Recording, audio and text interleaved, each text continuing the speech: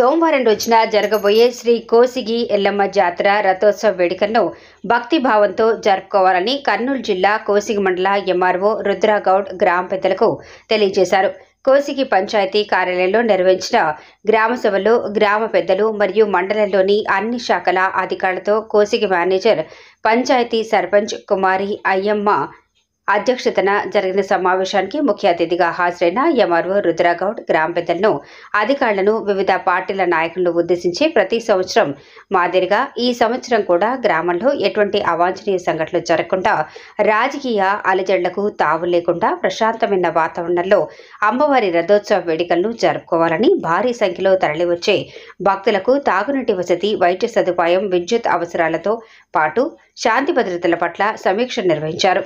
దైవ కార్యాలను రాజకీయాలు చేయరాదని, భక్తులకు ఆటంకం కలిగించకుండా అమ్మవారి దర్శనం కావించడం, రథోత్సవం, జాతర కార్యక్రమాలు నిర్వహించాలని, ఇందుకు ప్రతి ఒక్కరూ సహకరించాలని ఈ కార్యక్రమంలో కోరారు.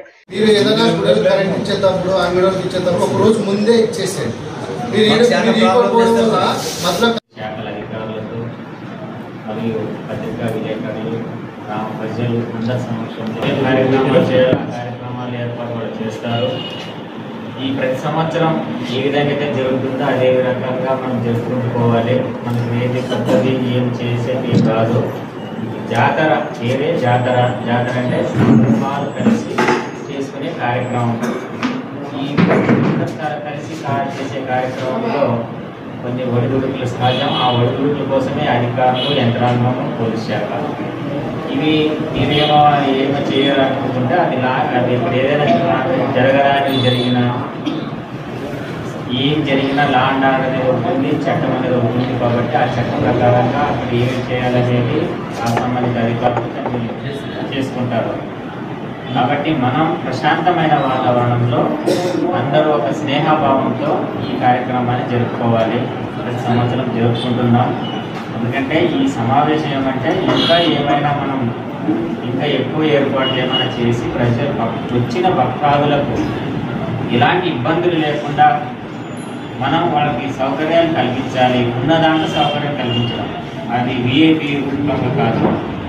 ఉన్న దాంట్లో మనకున్న బడ్జెట్లో మనం ఏం చేయాలి, ప్రజలకు వచ్చిన భక్తాదులకు ఇబ్బంది లేకుండా చేయడమే మనం మెయిన్ కాంటెంట్ ఇది. కాబట్టి ఆ ఉద్దేశంతో మనం ఈ కార్యక్రమం, ఆ సమావేశం ఏర్పాటు చేసుకుంటాం. ఈ సమావేశంలో ఇక్కడ టెంపుల్ హెడ్ ఉన్నాడు, ఎలక్ట్రిసిటీ వాళ్ళ సమస్య వాళ్ళు చెప్పారు, ఆర్డబ్ల్యూఎస్ వాళ్ళు వీటి గురించి వాళ్ళు చెప్పారు.